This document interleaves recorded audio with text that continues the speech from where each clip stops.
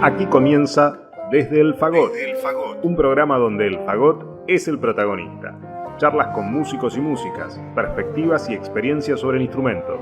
Idea y conducción, Ezequiel Feingers. Realización audiovisual, Tomás Bravo Sternberg.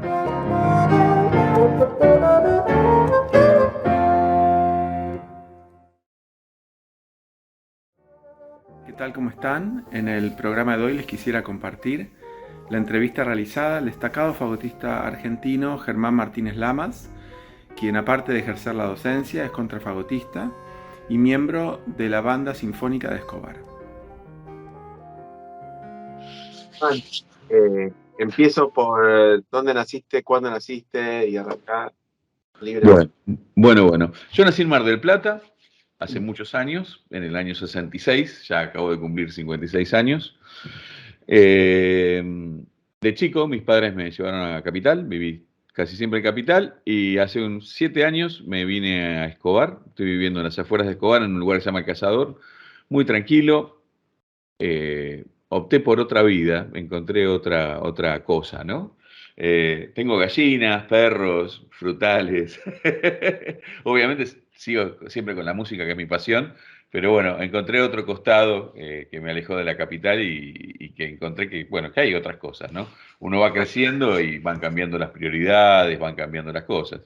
Una cosa es cuando uno tiene 18 años y una carrera por delante y todo, y después cuando, no es que me considero terminado con mi carrera, pero hay gente joven que ya viene atrás y uno empezás a darle más importancia a otra cosa, ¿no? Como ir a buscar un huevo de gallinero y desayunarme un huevo recién puesto, qué sé yo. Y no volviste a Mar del Plata, ¿no? Digo, estás en Escobar, pero... No, nunca volví a Mar del Plata. Seguimos teniendo familia y casita allá, siempre en el verano, como mínimo una vez al año pasamos por allá a ver todo, pero no a vivir allá. En algún momento pensé la posibilidad de presentarme en la Sinfónica de allá, como decir, también la vida de Mar del Plata no es el campo, pero es una vida más tranquila. Entonces pensé en algún momento en poner una pata, tratar de ir a concursar allá. Y cuando, viste cómo es nuestra vida con el tema de los concursos nunca aparecen cuando uno los necesita, o siempre aparecen en momentos como incómodos, ¿no?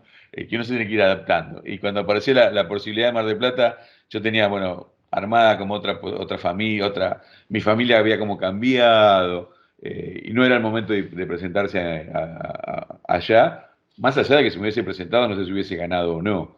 Que eso es otra historia, digo, ¿no? Estaba la posibilidad, que eso es lo primero que tiene que Claro. surgir. Claro. Y vamos para atrás. ¿Cómo empezás vos con la música? ¿De tu familia o casualidad? ¿Cómo? Bien, no, yo soy de familia de músicos. Mi tía se jubiló en la Sinfónica con la viola, mi tío fue también en la Filarmónica con el violonchelo. Mi mamá también hizo música, pero nunca fue profesional de la música. Y yo desde chico tengo una hermana oboísta, y yo desde chico soy el hermano menor de 3. Estuve relacionado con la música. Siempre en forma medio no muy estable, hasta que empecé a cantar. Y yo siempre digo que mi amor por la música, no he tenido la posibilidad de hablar con él. Posiblemente vos lo conozcas a Bercellini, el cornista, y el Bercellini, Pablo Bercellini, el violonchelista. El papá de ellos dos es Osvaldo Bercellini y Graciela Schneider, cantantes, y yo empecé a cantar con ellos cuando tenía 14 años. Y la realidad es que mi verdadero amor hacia la música me surge de la relación con ellos dos y de ese coro y toda una etapa maravillosa que vivimos. Ellos me inculcaron más amor a la música que mi herencia familiar, que no digo que no haya sido importante, pero como que ahí fue donde descubrí mi vocación, ¿no? En el coro. Sí, cantando, y después empecé con la flauta traversa, fue mi primer instrumento vientista. Y cuando me di cuenta que los sonidos de la flauta, donde realmente se trabaja bien, eh, son los agudos. A mí los sonidos agudos me molestan, dije, estamos en el lugar equivocado. Si bien es muy fácil de transportar y es muy cómoda y es muy económica a la hora de comprarla, no era para mí tocarla. Y ahí, bueno, me tomé el ascensor y me fui un montón de octavas hacia abajo y crucé el fagot de mi vida. Che, ¿y cuándo decidiste del fagot? O sea, ¿cuánto pasaste con el coro y la flauta? ¿Cuántos años? Bueno, con el coro canté mucho tiempo y de hecho después se superpuso la flauta ya con el coro, yo seguía cantando porque me apasionaba cantar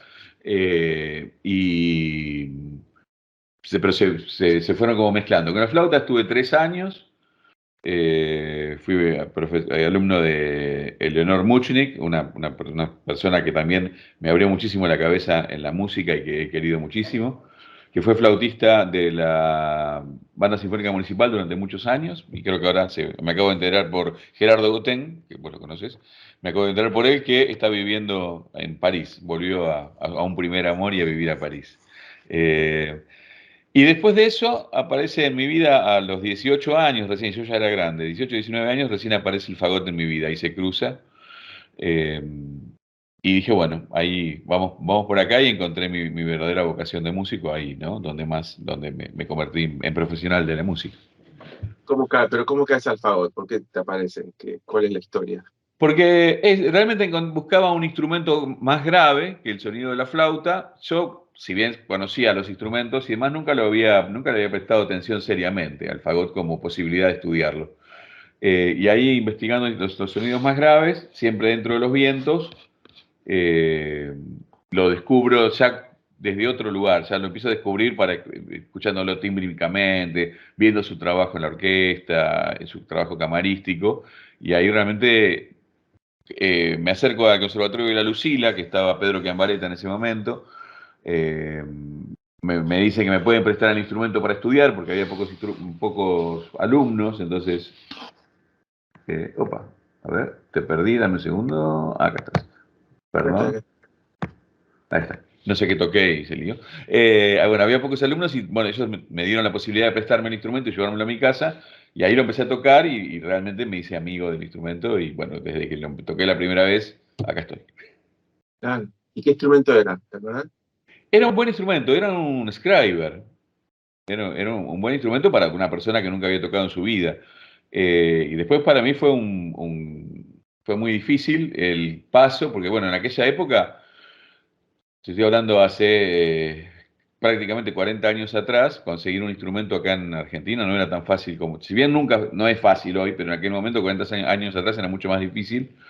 Y cuando compré mi primer fagot, compré un fagot chino, Xi'an, no me acuerdo cuánto, que era un desastre. Y Ah, después de tener un Scriber que estaba prácticamente nuevo, porque se lo habían donado al conservatorio y estaba prácticamente sin uso, era una cosa espantosa ah, lo que pude conseguir. Y aparte tuve que vender un auto, era toda una movida. eh, terrible. Terrible, ¿viste? Y no existían los instrumentos chinos, así como hoy los Parker o qué sé yo, que si bien salen su moneda, son mucho más accesibles y hay más. Hoy salís a buscar en Argentina un instrumento de estudio y hay más instrumentos, ¿no? Y digamos que con todo el sistema de orquestas hay más movimiento de compra Claro, también. totalmente, totalmente. Hasta te diría, con el tiempo, no sé vos, pero con el tiempo aprendí a apreciar mucho los instrumentos Fox de plástico o Linton, Totalmente. muy loables, ¿viste? Son muy loables. O sea, es un instrumento que no te va a fallar, que tiene sus Claro. funciones, pero Sí, ah, sí, sí. Para un chico, o sea, te tapa, te cubre una necesidad claro, fantástica esos instrumentos, que en claro. aquel momento no Ay, existía, ¿no? no existe. No estaban aquí. ¿Qué fue Pero con, bueno, hay, fue con Pedro entonces, con quien Marita con de clase? Pedro Chiambaretta, sí. Ah, Y estudié con él cinco años estudié con él. Hasta que, bueno, en aquella época también estaba esa rivalidad, que posiblemente ya otra gente debe haber hablado de eso, de la rivalidad entre Pedro Chiambaretta y Alberto Merenson, ¿no? Que eran los dos popes y había como una rivalidad heredada en los alumnos. Y cuando yo estaba buscando otro profesor, porque sentía que con Pedro más o menos, si bien yo no puedo decir que aprendí todo de Pedro, el tipo tocaba fantásticamente bien, pero viste cuando vos ya sabés lo que el profesor te va a decir, lo que vos le vas a contestar, llega un momento que la relación, más allá de que uno pueda seguir aprendiendo, la relación se agota claro. y uno necesita mutar. ¿Cuánto tiempo? ¿Cuánto tiempo estuviste? Y yo había estudiado 4 años o 5 años con Pedro y realmente yo ya era grande, no tenía tanta disponibilidad de tiempo, era medio vago. Entonces no fueron 5 años a full, no es que me maté 5 años estudiando, no, mentira, estudié 5 años en el conservatorio, viste que el conservatorio tiene esa cosa de que si vos lo exprimís te da mucho y si vos sos medio hippie y te da lo que vos pidas, digamos, ¿no? Y yo era medio vago, la verdad. Entonces, quizás podría haber aprendido muchísimo más. Quizás no, podría haber aprendido mucho más con Pedro, pero ya teníamos eso. Él ya estaba grande, tampoco me retaba demasiado, y yo necesitaba que me reten un poquito. Hasta que logré, tardé un año en ¿Qué año, cambiar de profesor. qué año empezaste para ¿Cómo? situarte? ¿Qué año ¿En empezaste? qué año empecé? ¿Te acordás, más o menos? Sí, más o menos debo haber empezado en el 86, 1986 más o menos. 86, 87, 86 creo que fue. Sí, sí, sí. Eh, Y después, ¿no terminaste el conservatorio? no terminé el conservatorio. Era y sigue siendo, me parece, para cuando uno empieza de grande, sigue siendo muy pesado, muy pesado. Me parece que el conservatorio está bueno para gente, para chicos que empiezan o junto con el secundario, o ese tipo de cosas. Cuando vos ya sos un tipo más grande, que necesitas laburar y demás, me parece que es súper importante. Yo creo que hay que hacerlo. De hecho, lo retomé ahora hace un año, porque es una deuda pendiente que tengo conmigo, terminar el conservatorio. Así que estoy haciendo lenguaje musical uno, de vuelta, todo así como. No, te crees. Estoy aprendiendo a marcar síncopas y todo eso con la mano. Y ¿Mismo conservatorio? en el mismo conservatorio, sí, porque bueno, ya es una cuestión de honor. He vuelto a la Lucila. ¿El fagot lo tenés que cursar o eso ya estaba cursado? ¿Cómo es? No, lo tengo que cursar, estoy cursando con María Marta, me tiene una paciencia increíble. Claro. Sí, me soporta en realidad, más que darme clase me tolera, pero bueno. No, tiene muchas cosas para enseñarme, María Marta es un excelente profesional, pero me tolera porque, bueno, sigo siendo vago. Si antes era vago, ahora que estoy más viejo, soy más vago. Escúchame, y después de Pedro, un poco para atrás, Después de Pedro, bueno, eso, me costó un año poder cambiar me sentía el tipo más traidor del universo, ya, hablar con Alberto Merenson, que era la otra persona con la que yo realmente quería estudiar, que eran los dos grandes maestros de aquel momento.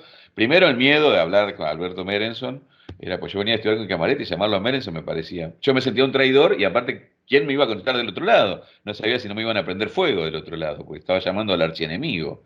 Era, viste, como era Batman y el Guasón, era una cosa así muy, por lo menos era en la fantasía de los alumnos en aquel momento, ¿no?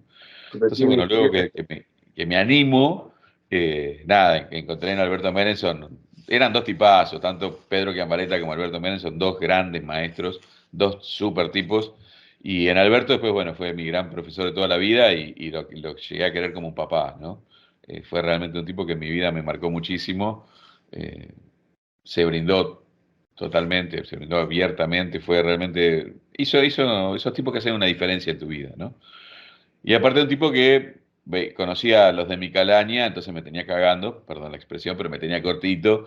Y lo que a mí me sirvió mucho de Alberto, que en ese sentido no lo tenía tanto Pedro, era un tipo muy organizado, tenía un sistema muy armado de estudio y vos no te podías abrir de ahí, no te podías hacer el hippie. Mira, este es el camino y para ir de acá a acá es de acá a acá. Y no quieras pasar a otro lado porque no te dejo y volvés para atrás, tipo de estanciero, y tenés que hacer este camino. Y eso a mí me ordenó muchísimo y me sirvió muchísimo, ¿no? El sistema tan organizado de él. Y de hecho, bueno, yo con mis alumnos y demás, utilizo la forma de trabajo de él, ¿no? Que también estoy dando. ¿Y cuánto tiempo estuviste con Alberto? Y con Alberto, estudiando seriamente así, de ir todas las semanas y todo, estuve por lo menos 3 años y después siempre seguí yendo, hasta los últimos días de él, a compartir un vino y tocar y que me escuche y hablar de un concierto y preparar alguna obra, hasta el final, digamos. Estuvimos siempre juntos. Era realmente una muy linda relación. Después compré un Contra y me iba con el Contra. Y adentro del Contra siempre llevaban en el estuche una botella de vino. Entonces, si pasábamos al estudio, la esposa de Alberto no nos veía, y pasábamos al estudio, descorchábamos el vino, y yo tocaba un poquito. Mientras yo tocaba, él tomaba. Y después, cuando yo terminaba de tocar, él recién me dejaba tomar a mí. Che, ¿y contá un poco primero la diferencia, si te parece, porque no todos tuvieron la posibilidad de estudiar con Pedro Chiambaretta y Alberto Merenson, aunque fueran estadios diferentes de tu vida? Eh, ¿Cómo describirías una y otra? No para ver quién es mejor ni peor en absoluto. Yo le tengo respeto. no, aparte no me animaría Sumamente diferentes, ¿no? Son muy diferentes. No, sí, no me animaría jamás a hablar de mejores y peores, menos de ese tamaño de maestros. Sí, totalmente distintos, y estoy de acuerdo con vos. Y mirá, yo digo lo que yo rescaté de los dos. Eh, yo haciendo una mirada retrospectiva a mi... Viste que uno muchas veces empieza a mirar para atrás y ver, uy, mirá, quizás a mí me hubiese venido bien, los mismos maestros al revés.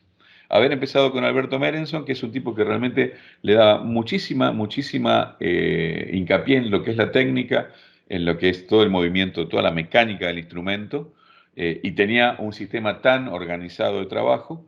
Y después quizás haber hablado con Chiambaretta, que Pedro te hablaba más de la musicalidad de la música, digamos, ¿no? Pedro era más de hablar de frases, de intenciones musicales y demás, que cuando vos estás empezando es muy difícil porque no tenés los elementos para poder hacer eso, ¿no? Si bien trabajaba la técnica y todo, lo hacía todo como de forma más desordenada, pero no en hablar de un desorden en forma peyorativa, sino que era su forma, ¿no? Tenía mucha información para darte y quizás se enganchaba con un alumno y te quería dar toda esa información y te tiraba baldazos de información que a veces vos podías tomarlo y a veces te quedaba grande, porque era tanta información que vos decías, wow, ¿qué hago con todo esto, no? En cambio, en el caso de Alberto era mucho más esquematizado, y cuando uno empieza me parece que es mejor, porque te lleva Claro. por el camino, ¿no? Y era mucho más técnico, más prolijo, más puntual. Cada clase era trabajar algo muy puntual y se trabajaba eso y no te ibas hasta que no lo tenías solucionado, y si no se solucionaba, tenías que volver con eso, no avanzabas al siguiente punto, ¿no? Pero los Sí, dos, en su forma, me parecieron que los dos fueron grandes maestros y que fueron los que armaron las corrientes, por lo menos de aquella historia, ¿no? Y también la otra cosa es que yo vivía en aquel momento, vos le preguntabas a cualquiera de los dos, por ejemplo, bueno, pero ¿cómo respirás? Hablar del apoyo, hablar de todas esas cosas que hoy sí se habla, y ellos te decían, y yo respiro, qué sé yo. Abro la boca y tomo aire, y después soplo, y no había sí. mucho más. ¿Alberto también te decía eso? Sí, no trabajaba mucho, él trabajaba la técnica no trabajaba tanto el tema de la boca, los labios, la lengua, él trabajaba más la parte de dedos y obviamente sí hablaba de los fiatos y demás, ¿no? Pero como que después mi sensación es que llegó todo el resto, llegó como después, ¿no? Hablar bien de una postura de labios, bueno, hablar de la función de cada labio, dónde poner la lengua, la forma de poner la lengua para los ataques. Me parece que en aquella época no estaba tan claro todo esto. Y aparte son personas que a su vez se formaron prácticamente solos, porque cuando yo le preguntaba tanto a Alberto como a Pedro, con sus maestros, quiénes habían sido, y sus escuelas, y ellos te decían, Pedro me dijo que él creo que había tocado 1 año y medio el fagot y le ofrecieron un puesto en la Sinfónica o en la Estable, no sé qué orquesta estaba en aquella época, y se formó, o sea, aprendía a tocar estando prácticamente de suplente de solista en el teatro ahí, y no tenían grandes escuelas, se armaron medio a los ponchazos, ¿no? Y Sí, así sí, todos llegaron a ser quienes fueron. es verdad eso, es verdad. Sí, no había un concepto de escuela, vos lo dijiste, aunque hoy, a la distancia, ya podés, nosotros por ahí, reconocer los alumnos de Pedro y los alumnos de Alberto con la puerta cerrada, ya sabes quién es quién, ¿no? Tienen igual la Claro. forma. Sí, Sí, sí. sí, sí, sí, sí. Sí, sí, pero es cierto que no había una escuela como hoy, como hay una escuela hoy. Yo creo que en Argentina hace tiempo que hay una escuela de cuerdas, hace mucho tiempo que hay una muy buena escuela de cuerdas, y que los vientos, recién de unos años para acá, se empieza a hablar de una escuela de vientos, ¿no? Con profesionales como vos y otros tantos colegas tuyos que han tenido la posibilidad de estudiar afuera y han traído muchísima información que hace años atrás no la disponíamos acá, ¿no? Claro, claro, claro. Hoy hay mucho más, se puede compartir más todo el conocimiento que antes, Claro. creo, no sé. Che, y entonces con Alberto estudiaste muchísimo tiempo, estuviste en contacto con él. ¿Y con Pedro, tuviste en contacto con él después de dejar de estudiar con él o no? No, no, después no tuve prácticamente contacto. Eh, no, no sé, no se fueron dando las cosas. Y yo sé que, bueno, él después se enteró que yo fui a estudiar con Alberto, no le cayó demasiado bien. Me parece, en realidad, después con el tiempo me di cuenta o no sé si me di cuenta, mentira. Mi percepción, pero nunca lo hablé con Pedro, entonces no puedo decir si fue así, es que era más como la rivalidad de Pedro hacia Alberto que de Alberto hacia Pedro, ¿no? Pero nunca lo pude hablar, tampoco quiero hablar por Jarro, fue una percepción personal. Después, Pero, porque yo sí hablé mucho y tuve una relación mucho más profunda con Alberto que con Pedro. pero con Entonces, bueno, Alberto lo hablaste. O sea, sí, con Alberto lo hablé mucho tiempo. ¿qué- eh, ¿cuál fue? y, y bueno, fue, qué sé yo, cosas de profesionales. Ellos tuvieron discusiones de profesionales en la época de que compartían atriles. Hubo problemas ahí que, bueno, que cada familia lo hablará o no. No quiero ponerme a ventilar trapitos al sol. Pero que él tomaba a todo el mundo por igual y que él no sentía, digamos. Pero siempre Alberto y cualquier colega de los que ha estudiado con Alberto, él te hablaba y, bueno, siguen hablando de la escudería de Merenson, ¿no? Es la escudería de los que estudiamos con Alberto. Y él siempre proponía eso, que todos los alumnos de él tenían que ser unidos entre colegas y apoyarse mutuamente, ¿no? Y lo hacen. Y lo hacen, sí, sí, sí, sí. ¿Cómo lo hacen? ¿Cómo lo hacen? No sé, yo no he tenido, no sé, vos que venís de otra escudería, no sé si te lo han hecho notar. Pero si ponemos la armadura, yo no sé qué parte ocupaba, ¿viste? Porque digamos que había justamente un recelo por ambos, entonces te imaginas que está aún peor, porque ni siquiera es uno por el otro, acá es, ¿viste? El- es Sí, otra percepción del celo de esas dos personalidades. Pero eso va para otro capítulo. Yo lo que te quería preguntar era si escuchabas hablar de ambos, o sea, ¿qué opinaba, pues, qué opinaba Alberto, ponerle de Kiamba? ¿Tenés idea? Porque Kiamba era sobre todo, aparte de docente, un tipo muy activo, y como dejó la orquesta muy joven, él mismo lo decía, tuvo que tocar mucha música de cámara y mucho concierto de solista para seguir tocando, entre comillas, el fagot al público, ¿entendés? claro. Más Sí, sí, allá de sí. ocupar orquestas que no es por menospreciar esa orquesta, pero le quedaban eh, muy grande la figura de Chiambaretta, ¿viste? ¿No? Claro, sí, sí, sí, sí, sí, te Eran los entiendo. lugares donde él había podido ocupar para seguir tocando, ¿no? Claro. Entonces, digo, Kiamba fue, yo me acuerdo, hasta los 2000 él seguía tocando conciertos de Weber, ¿viste? Y, tipo muy... Sí, sí, sí, y él seguía, y aparte, bueno, hasta sus últimos días Kiamba estuvo tocando y estuvo siempre activo y lo veías tocando por todos lados. Kiamba, insisto, yo no tuve una relación tan profunda con Kiambaretta como lo tuve con Alberto, porque tuve menos tiempo, porque era más chico, porque fue otra relación, más de conservatorio, y en cambio con Alberto, ya yo iba a la casa. En algún momento Alberto tuvo un problema de salud y yo terminé donando sangre. Yo era prácticamente un hijo y yo lo consideraba a él un padre. Entonces el nivel de confianza y el nivel de charla era otro, ¿no? Eh, Alberto lo respetaba mucho como profesional, a Chiambaretta, como músico. Y yo creo que Chiambaretta también lo respetaba a Alberto porque esas cosas, eso es indiscutible. Y lo respetaba como profesor, digamos, también, porque también es indiscutible que en aquel momento eran las dos personas que sacaban alumnos, o que más alumnos sacaban. Si bien había otros profesores, estaba Roura, que vos habías estudiado con él, si no recuerdo mal, en tus comienzos. Pero cuando uno hablaba de profesor por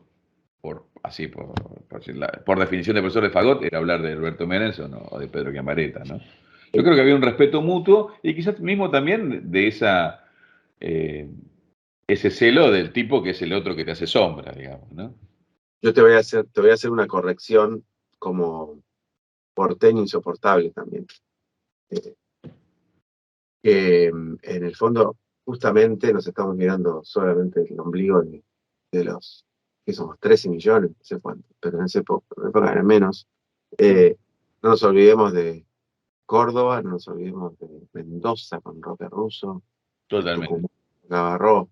Digo, por Es más cierto. que ellos también veían a Alberto y a Kiamba, pero Russo, ponele, formó un montón de fagottistas, hizo escuela ahí Sí, por la zona cuyana y lo adoraban tanto como lo que vos estás diciendo de Alberto y de Pedro. Sin embargo, como no está en Capital, ¿no? totalmente. Estamos Totalmente. Sí, hablando sí, de sí. dos Sí, sí. personas, pero había un tercero indiscutible No, que es era que, Russo, por es que ejemplo. hubo muchos, pero bueno, acá también estaba Dileo, hubo otros profesores, no es que no había más maestros, hubo No, no, maestros. no, pero digo, justamente con Russo, aparte, sobre todo, después de hablar, por suerte, con colegas y amigos, eh, Russo puso un sello muy desconocido para mí porque se encargaron acá de que no lo conozca así de una. Claro. Pero sí, y sí, es Claro. así. Previo al internet, dependías del docente que tenías al lado para ver qué leías, qué escuchabas, y si no, la curiosidad llegaba hasta un punto, vos no podías tampoco. O sea que Claro. para conseguir un número de teléfono era un descontrol. No, no. Y la Conseguir un pregunta, método. ¿Te acuerdas lo que era conseguir un no, método? no, pero la pregunta en el 2000, en los 90 primero era, ¿tenés teléfono o no? Totalmente, claro. Entonces ya con eso te marca un antes y después. Quédate escuchando desde el fagot.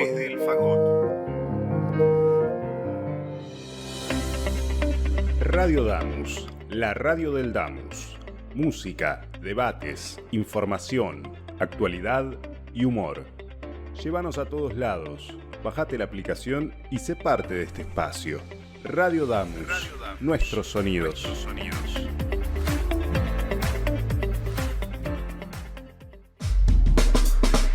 Programación 2022. Tardes contemporáneas. Órgano en Baires. Entre teclas. Voces que escuchan. Cámara hoy. Barroco de dos mundos. Paredes pintadas. Mujeres de la música. Espacio jazz. Músicas cruzadas. Desde el fagot. Todo es música. Y los estrenos de Por la huella de las cuerdas, un programa dedicado a la guitarra. Dígame licenciade, un programa de graduados y graduadas. Radio Damus, nuestros sonidos.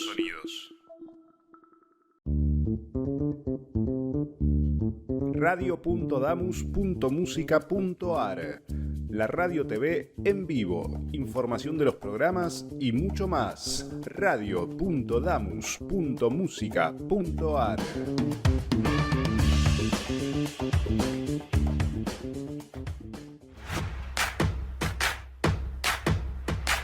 ¿Querés difundir tu empresa, negocio o actividades? Escribinos a radiodamus@gmail.com. Ofrecemos planes a medida y a precios accesibles. Radio Damus. Sonamos cerca.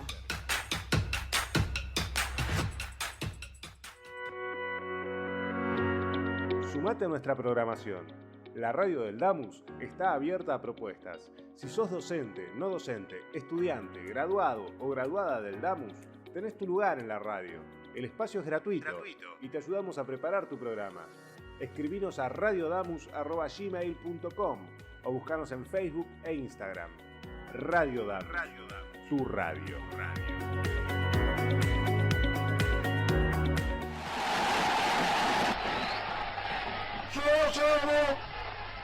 Llega a mis oídos la más maravillosa música, que para mí es la que pasan en Radio Damus.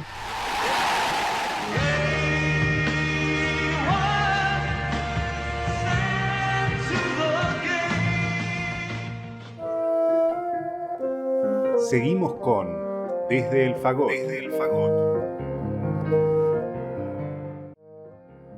Seguimos viendo entonces la entrevista realizada a Germán Martínez Lamas.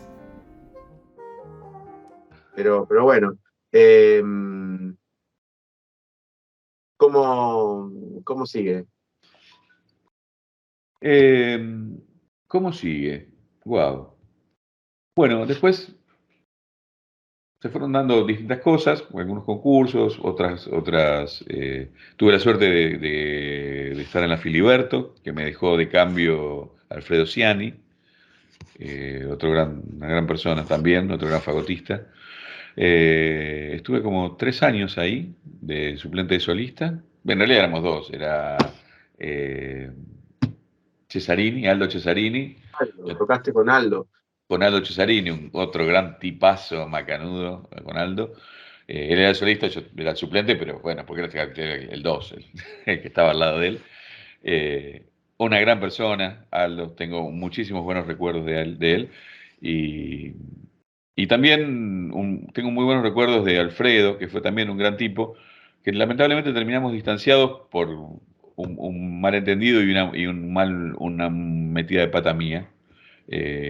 Sin querer hice una metida de pata y hubo un malentendido en el medio y quedamos distanciados, cosa que lamento en el alma, porque es un tipo que lo sigo queriendo mucho, pero tiene razón al estar enojado. Y, y fue un muy buen momento en la Filiberto, y cuando faltaban 2 semanas para salir el concurso por la estabilidad, me robaron el fagot que yo tenía en ese momento y nada, concursé con un fagot prestado, que no sé si con mi fagot hubiese ganado o no, pero la realidad es que concursar con un fagot prestado a 2 semanas de concurso te quita todas las posibilidades serias, ¿no? Claro. Eh, y así que ¿Quién, bueno, después estuve, qué año fue? ¿Qué año fue esto de Filiberto? Perdón, me pregunto un poco para ordenar. sí, y yo estuve en la Filiberto en el 2000, comienzo del 2000, 2003, 2004, más o menos por ahí debe haber sido. No me acuerdo los años, pero estamos hablando de esa época, ¿no? Eh, ¿Quién ganó Filiberto? María Marta ganó. María Marta. Sí, que sigue siendo todavía el puesto y pues, es una excelente profesional. Por eso digo, no sé, quizás con mi instrumento. A mí lo que me queda triste de esa situación, uno ha ganado concursos, ha perdido concursos, se ha presentado, es como los exámenes, vas y vos tenés de repente 5 minutos de gloria y funciona mejor, y de repente tenés 5 minutos oscuros. Pero bueno, así funciona y está bien y no me quejo.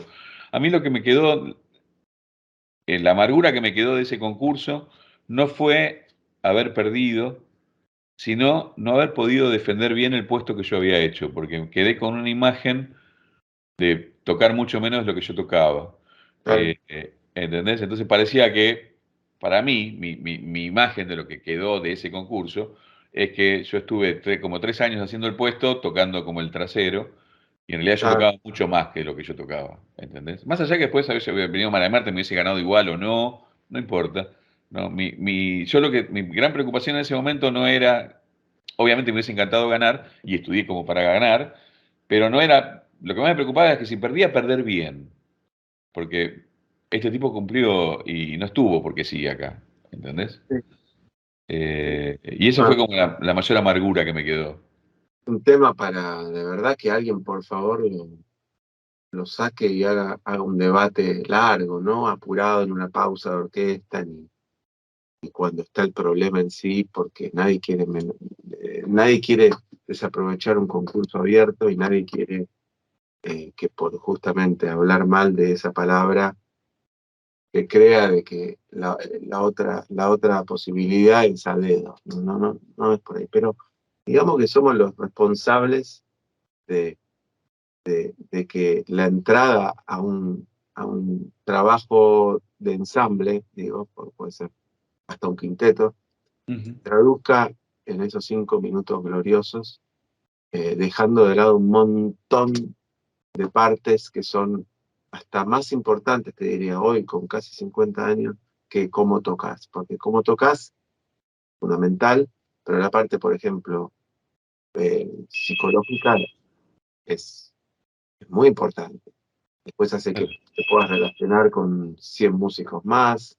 Y justamente lo que vos decís, que a nadie a mí yo si te escucho tocar al lado mío y de golpe te escucho 5 minutos tocar y veo que no está bueno, pienso que pasaste 3 minutos por algún problema X, porque pero antes te escuché 3 años perfecto, o ¿entendés? O sea, eso Sí, sí, sí, caería sí, claro. solo, pero digamos que tu temor tiene un fundamento que justamente lo sentimos todos, no es que Sí. todo esto es ridículo, ¿viste? Estemos hablando de que porque tocaste 3 mal pienses que alguien va a pensar que tocaste mal 3 años, ¿viste? O sea, Sí, pero viste, pero pero es así, somos como especiales los que nos dedicamos a esto y uno le tiene esos pánicos y esas cosas y qué sé yo. obvio. Che, y eh, voy un minuto para atrás, ¿te Sí, parece? dale. Porque yo tuve la suerte de conocerte en un lugar donde hoy le tengo el mayor de los respetos, porque uno por ahí está más ubicado hasta personal, viste, de forma mucho más maduro, aunque yo sigo siendo un maduro de mierda, pero lo ves de otra forma, de otro lugar, ¿no?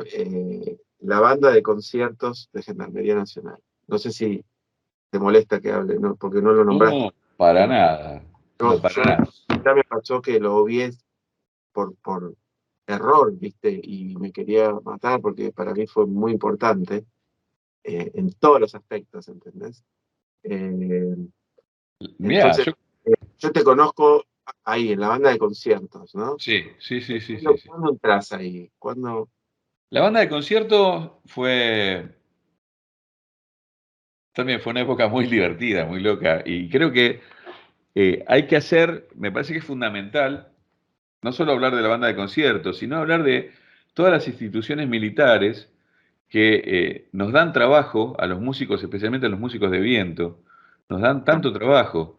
La banda sinfónica de la Gendarmería es un lujo eh, por cómo suena o cómo sonaba y cómo me imagino sigue sonando, pues tengo que estar tocando gente que toca muy bien. Eh, Creo que hay una orquesta también en la Fuerza Aérea que está trabajando muy bien, y es una orquesta que también tiene personal civil, pero más allá, todas esas bandas militares, las bandas militares del interior, más allá que las usen para los desfiles, que las usen para un montón de cosas, las fuerzas militares están dando trabajo a un montón de colegas músicos que hoy las orquestas civiles y las bandas civiles no los pueden absorber. Si nosotros sacamos, yo hice en un momento dado, para un proyecto, tuve que hacer un estudio y hay muchísimas más bandas militares en el país que bandas de ciudad, ¿no? Yo hoy Claro, sí. toco el saxo, no toco el fagot, en la banda sinfónica de Escobar, de la Municipalidad de Escobar, que este año cumplió 25 años. Eh, pero si vos empezás a ver así en el interior, está la de Escobar, hay la banda sinfónica de Morón, 3 de febrero, San Martín, Mar del Plata. eh, Me parece que Bahía Blanca tiene orquesta, pero en cuanto a bandas civiles en la provincia de Buenos Aires, nada más te conté, no sé, 5 o 6, ponele que haya 10, porque hay algunas que no conocemos. Pero si vos empezás a ver la cantidad de bandas militares que hay muchísimas más, pero muchísimas más. Sí. Entonces, yo creo que si bien en aquella época nos reíamos y criticábamos un montón de cosas de estar ahí, me parece que con el tiempo uno tiene que reconocer esa fuente de trabajo para colegas músicos. No, Y especialmente en el interior, que es donde menos orquestas hay y tienen la posibilidad de estar tocando, ¿no? y en otros ámbitos socioculturales, en otros países, tal vez hay más cultura, no se dice, pero ¿cómo se Sí, la dice? banda del Bueno, pueblo, la que uno conoce hay como banda del hay pueblo. bandas. España, ponele, está lleno de bandas. En Inglaterra Claro, está lleno de bandas. Estados Unidos ni hablar. Pero bueno, acá no está esa mentalidad. La banda tiene relación directa generalmente con como dijiste, los militares, sí. policía.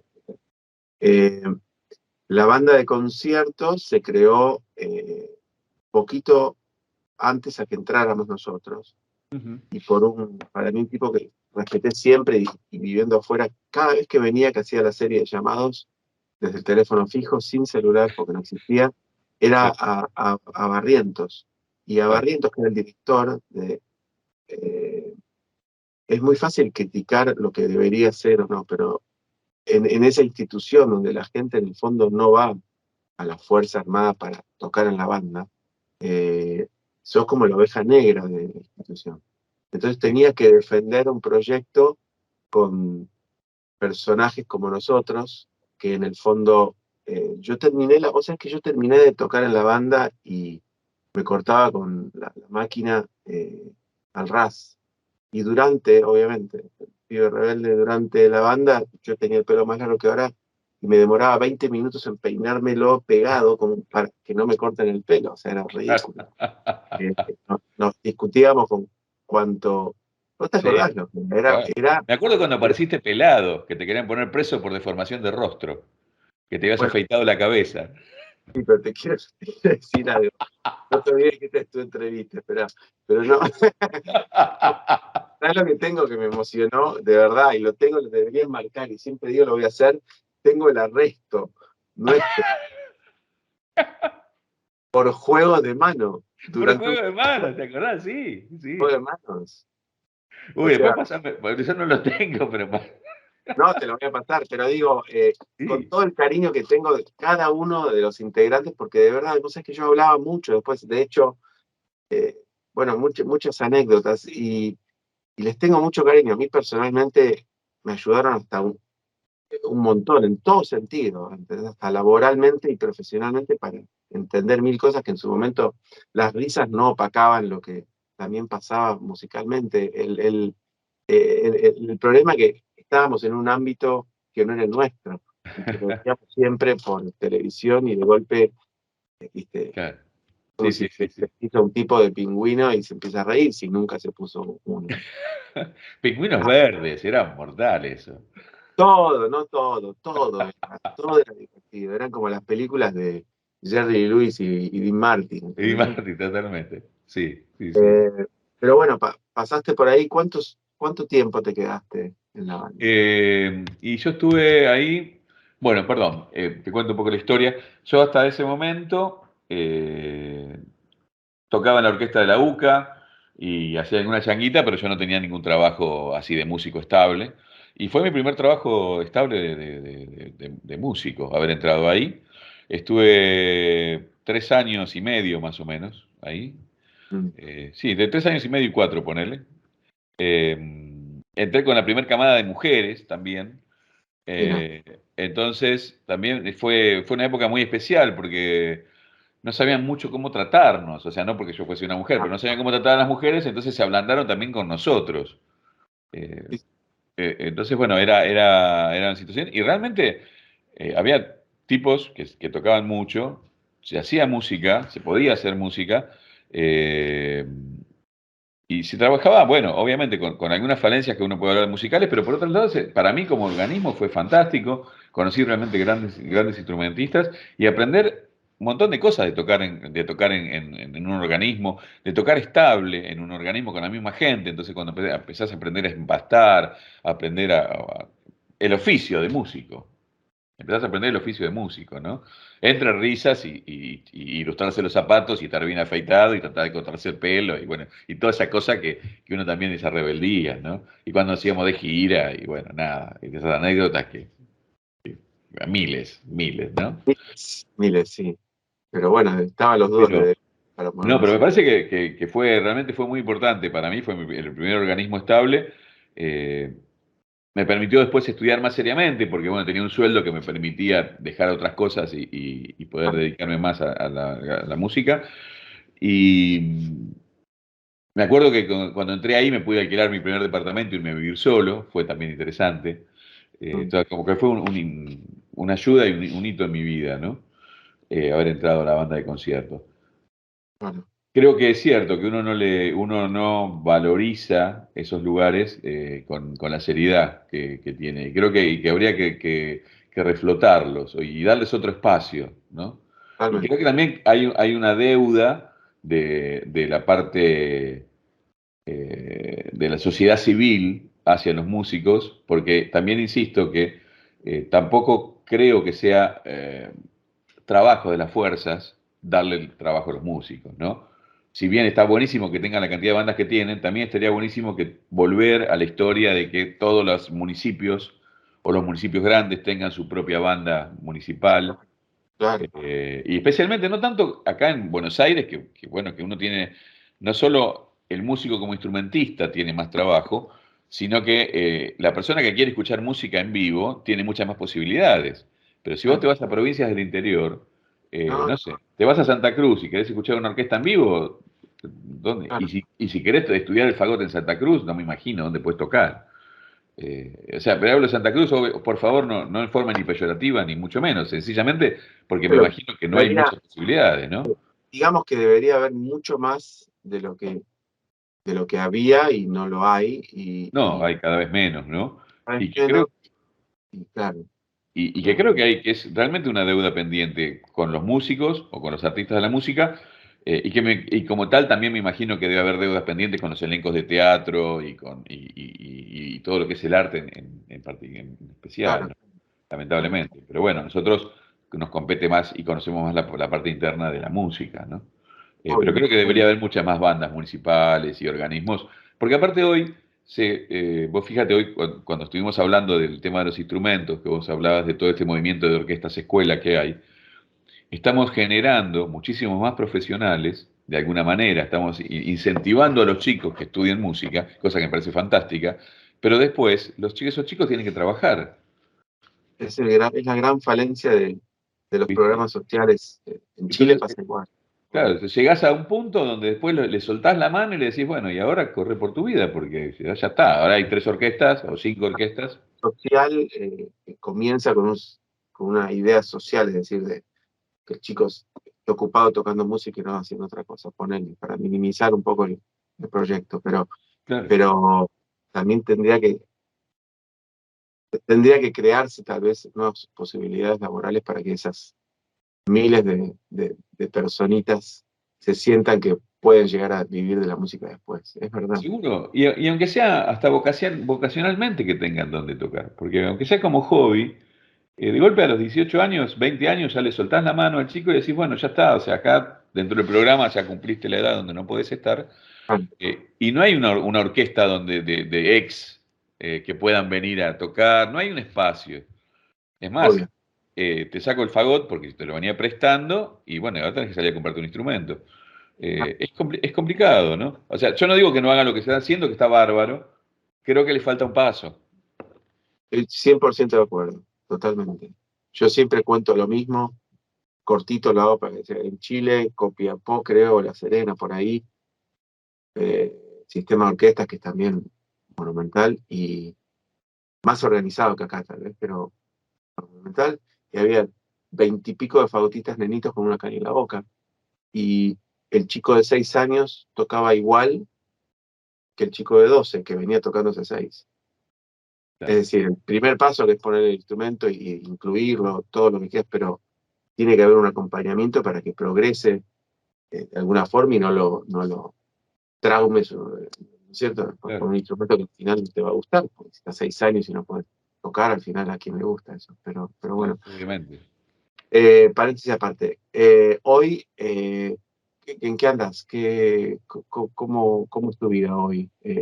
Bueno, En la actualidad? hoy eh, estoy trabajando más que nada con el Contra. Tuve la suerte de comprarme un contrafagot. Entonces, bueno, me llaman, somos pocos los que tenemos contrafagot, entonces me llaman para hacer algunos trabajos más que nada freelance. Eh, Trabajo, bueno, como músico, entré con el fagot acá en la banda Escobar hace muchos años, 25 años ya, pero por una cuestión de practicidad, y en aquel momento el maestro, Manuel Pérez se llamaba el maestro, eh, no sabía qué hacer con un fagotista. El tipo era director de banda militar, pobre, de la banda de prefectura de Zárate. Y claro, o sea, no es que él no sabía lo que era un fagot, pero ponerse a hacer arreglos era un problema. Entonces me ponía a tocar al lado del bombardino, a duplicar el bombardino. Y yo salía con sordo y aparte con una bronca, no escuchaba ni lo que tocaba yo, era toda una cosa y salía con un odio hacia el fagot, hacia la música, y todo, pero bueno, necesitaba el laburo, en aquel momento lo tenía. Hasta que un día dije, bueno, vamos a hacer una cosa. Vengo y le digo, mire, yo también toco el saxo tenor. ¿No quiere que venga con el saxo? En mi vida había agarrado un saxo, no tenía idea lo que era. Pero yo fui y le dije eso al tipo. Me dijo, uy, buenísimo. Dice, yo prefiero tenerte de saxofonista que con el fagot. Porque aparte tocábamos al aire libre, ¿viste? El fagot al aire libre es un embole. todo el mundo terminaba de tocar, desarmaban el instrumento en 30 segundos y se iban, y nosotros estábamos, viste, yo sacándole la campana, pasándole el trapito, siempre con miedo que se me raje. Era un quilombo. El fagot no es para banda, por lo menos no para ese tipo de banda en aquel momento. Cuando el tipo me dijo que sí, salí a comprarme, me fui ahí a la calle Sarmiento, por ahí, me compré con una tarjeta de crédito un saxo, y me acuerdo que trabajaba en ese momento con Pablo Pesci, el clarinetista, y le dije, Pablo, él tocaba el saxo también, a ver, explícame cómo se meten los dedos acá y veamos cómo funciona esto, y me dio 2 o 3 clases de saxo, y me metí de cara dura y aprendí a tocar el saxo ahí en la banda, ¿no? Obviamente el tipo se dio cuenta que yo tenía un saxo, pero de ahí a tocar el saxo, nada que ver. Faltaba muchísimo, pero me tuvo paciencia y prefería tenerme con el fagot, con el saxo que con el fagot, y ahí a los ponchazos, y después estudiando me hice saxofonista amateur. Che, ¿y el contra lo estudiaste con alguien? ¿O también te El hiciste? contra, las primeras clases de contra me las dio, me fueron varias clases de Alfredo Ciani, Alfredo, claro. y después estuve con Andrea Merenson, Claro. estudiándolo. Y bueno, después en casa, uno ya más o menos sabe dónde te aprietan el zapato, ¿no? Che, No es que me dediqué, no soy un solista de contrafagot ni nada que se le parezca. Tocó el contrafagot dignamente en un puesto de orquesta, pero no podía tocar un concierto ni nada, sinceramente. No lo estudié al nivel que uno estudia el fagot. O sea, claro. es la verdad, no quiero decir una cosa por otra. ¿Y no estás dando clases? ¿Y que dijiste tus alumnos? Estuve dando clases en el sistema de orquestas juveniles hasta el año pasado. Tuve un tema de salud que tuve que pedirme una licencia larga, y el sistema de orquestas dice que no te dan licencias. Bueno, nada, terminé como desvinculado. Lamentablemente. Lamento mucho porque yo me gusta mucho trabajar con chicos. Creo que ahí está el futuro. Me parece que nosotros como músicos tenemos una deuda social. Cuando yo te explique mi razonamiento, posiblemente vas a pensar que estoy loco, pero bueno, cada uno tiene sus razonamientos, ¿viste? Yo creo que tocar en una orquesta, para mí, más allá que toqué en la Filiberto, después toqué en otras orquestas, he tenido suerte de que me dijeron tipos como Barenboim, con Rilling, con la Concertgebouw de Ámsterdam, he hecho también cosas, cantando pero no tocando. O sea, he tenido la posibilidad de tocar con tipos muy grosos, y changas o lo que fuera, pero estar ahí y estar con ellos y que me dirijan, realmente para mí ha sido un honor y un gustazo. Pero yo lo que siento es que nosotros estamos arriba del escenario, hacemos lo que amamos, nos pagan y encima la gente nos aplaude. Y siento que, si bien uno toca y uno da lo mejor de sí, yo me siento en deuda socialmente. Siento que el tocar lo mejor que puedo a veces no alcanza. Como que el médico te cura, ¿viste? Es muy, muy puntual. El maestro te enseña. Nosotros tocamos por el público, pero por nosotros también, porque amamos tocar. Hay toda una cosa. Entonces, yo encontré en la docencia, especialmente en la docencia con los chicos, en estas orquestas, estos movimientos de orquestas escuela y demás, la posibilidad de devolver todo lo que la gente te da.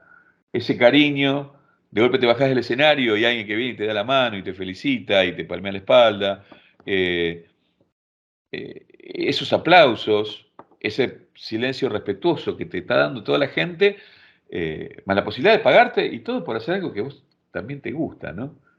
¿Qué sé yo? Yo no sé si el tipo que es cajero de un banco ama tanto ir al banco como nosotros ir a la orquesta. Más allá que es cierto también que ir a la orquesta todos los días tiene una monotonía, y esa magia que la gente cree que hay ahí arriba del escenario, a veces no es tanta magia, porque es cierto, todo lo que se hace en forma monótona, el día a día la monotonía te la gana, digamos, ¿no? Hay veces que vos vas y te sentás en la fila y me imagino, decís, otra vez tengo que bancarme a este director que es un nabo, o otra vez tocar la Quinta Sinfonía de Beethoven, pero en realidad estás tocando la Quinta Sinfonía de Beethoven, ¿no? Cuando puedes dar un paso atrás y ver, que me parece que es 500 veces más lindo que sellar papelitos en un banco, sin desmerecer que hace falta que un tipo selle los papelitos en un banco, ¿no?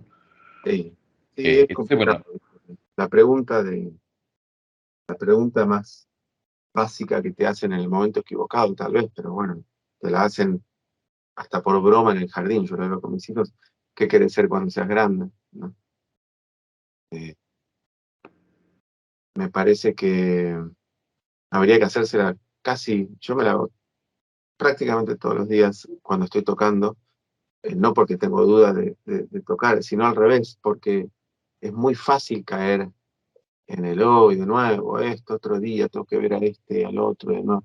Y sin embargo, es al revés, es como la posibilidad que te dan de poder tocar justamente y ser músico de una forma, no es la única, es una pequeña forma de ser músico, digo, pero si te gusta esa pequeña forma y te da tiempo para hacer otra si querés, buenísimo, pero esa pequeña forma uno la tendría que ver con la ingenuidad y la vulnerabilidad de cuando le preguntas a un chico, ¿qué querés tocar? ¿La batería? Y te hacen sí con una sonrisa. Debería ser así. El que no la hace así, en el fondo se la está perdiendo, ¿no? Y que cada vez tal vez sea más esfuerzo para algunos, bueno, ese es otro problema, pero igual habría que pellizcarse como para tratar de dejarse de joder, como vos decís. Pocas profesiones requieren de tanto amor por lo que haces, creo, pocas. Sí, sí, sí, sí, totalmente de acuerdo. Prácticamente diario, porque cada ensayo es como el concierto, entonces no te deja, no es que pones automático y es así. Tiene un costo enorme, pero bueno, es así. Sí, sí, sí, sí. Y es mágico aparte, porque cuando se apagan las luces del teatro y empieza la magia, digamos. Te vas corriendo. Claro, Sí. también. Yo siempre creo que se apaga la luz cuando termina, pero no cuando empieza, ¿viste? Porque en la ópera siempre termina, ¿viste? Y se apaga el foso. Y siempre digo, ¿viste? Claro, Me dejo eso, para que te puedo decir si querés. claro, para escapar. Después el director agradece al foso y no quedó nadie. Nadie. Pero bueno, por lo menos lo hicimos al final y no al principio, ¿viste? Claro, claro, totalmente. Che, Eh, Germán, nada, ¿querés agregar algo más que me estoy perdiendo? Perdón, yo no no, puedo para nada, parar. para nada. No, te agradezco muchísimo la posibilidad, más allá de vernos después de tanto tiempo. Eh, Tenemos que, tenemos que vernos. sí, sí, sí, sí. Es otra obligación. No nos podemos Eso, permitir 20 y pico de años sin vernos. ¿Sí? no, totalmente, totalmente. Pero bueno, nada, yo creo que eh, los chicos o los jóvenes que vean esto y que se dediquen a la música es una carrera fantástica. Es una carrera fantástica, vale la pena el esfuerzo, Mm. no reniego en absoluto. Más allá del grado de profesionalismo que cada uno llega a lo que puede, a donde quiere también. eh, la música tiene esa cosa que te devuelve lo que das, lo que vos pones. O sea, si vos estudias mucho y le pones el esfuerzo, te lo va a devolver. Y si estudias menos, te va a devolver en la misma medida. Pero nada, un instrumento es fantástico, es una profesión genial, vale la pena, yo la volvería a elegir cada vez. Y es lindo. El fagot, obviamente, es increíble, ¿no? Es increíble. Es increíble. Sí, sí, sí, sí. Eh, para mí es un lujo poder conversar con cada uno, ¿eh? No es que con uno más que otro. Con cada uno, a mí la historia me fascina y poder dedicarle 1 hora, 2 horas, media hora, 20 minutos, lo que cada uno quiera para poder conocerlo cuando de otra forma es imposible. Como digo siempre, nadie se va a poner a hablar de uno mismo por 1 hora en una cena. Entonces, hay cosas que todos desconocemos del otro y me parece que está bueno para conocernos y terminar con esas rivalidades sonsas, estúpidas y infantiles que perjudicaron no solo a dos personas, pero en todo caso ellos se las perdieron, sino por sobre todo y más preocupante a todo el resto de pequeños futuros músicos que éramos nosotros, que veíamos esos semidioses interactuar de una forma que tal vez no estaba bueno. Pero Claro, lo pasado, pisado, como dicen, me parece que totalmente. esto es para que hagamos todos una reflexión y podamos, con el conocimiento, sin prejuicios, elegir un poco lo que ojalá sea, que es unificar un poco esta escuela tan pequeña de fagot, ¿sí? Y sobre todo reconocer, como lo digo siempre, al entrevistado y con la trayectoria, que para mí siempre es un lujo poder vivir del fagot de la forma que cada uno elija, entonces ahí va, ¿sí? Totalmente. Sombrerito. Te mando un abrazo enorme, Otro muchísimas gracias grande. y Muchísimas gracias. Te el mando un comienzo de abrazo. un nuevo contacto, me encantaría verte de verdad. Así que, Dale, buenísimo. chao, hermano, un abrazo. Nos vemos. Gracias. Muchas gracias. Llegamos hacia el final de nuestro programa de hoy, espero que lo hayan disfrutado tanto como yo. Mis agradecimientos especiales a Tomás Bravo y Gonzalo Rodríguez por el excelente trabajo técnico y de edición. Será hasta pronto y muchísimas gracias. Esto fue Desde el Fagot. Idea y conducción, Ezequiel Feingersch. Realización audiovisual, Tomás Bravo Sternberg. Radio Damus. Nuestros sonidos.